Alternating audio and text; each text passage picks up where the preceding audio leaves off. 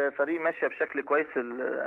الناس يعني امبارح طبقوا النهارده طبقوا اليوم الكامل. تدريب المسائي شغال دلوقتي. يمكن اوسو كونان هيوصل بكره زي ما حضرتك عارف. هو المفروض هيوصل في القاهره بتوقيت القاهره الساعه 6 يوقع ويجي بكره ينضم للمعسكر. 3 ماتشات النادي الاهلي هيلعبها.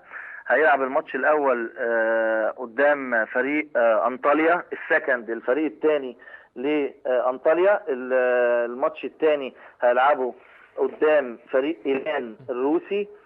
فريق ايران الروسي ده فريق صاعد من الدرجه الثانيه.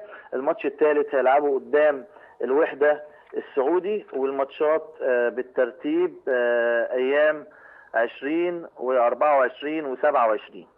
ايهاب، ممكن تطمنا بقى على صفقات الاهلي؟ يعني سمعنا ان في 2 مهاجمين افارقه في الطريق، الكلام ده مظبوط ولا؟ شوف، هو يمكن الكابتن حسام ما زال متمسك بالنني لاعب المقاولين، وزي ما قلت لحضرتك كونان هيوصل بكره المعسكر.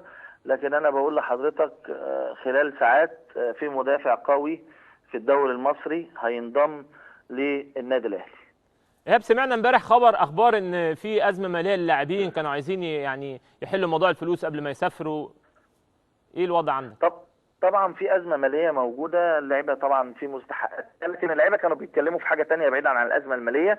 كانوا بيتكلموا في مصروف الجيب يا كابتن سيف، البوكيت ماني اللي هم كانوا محتاجين. يعني رحله طويله زي دي مصروف الجيب مش 14 يوم. موجود. كانوا محتاجين يبقى في بوكيت ماني، بس هم فوجئوا ان ما فيش بوكيت ماني في الرحله دي. فاللعيبه يعني طلبت ان يبقى في بوكيت ماني عشان الرحله طويله شويه.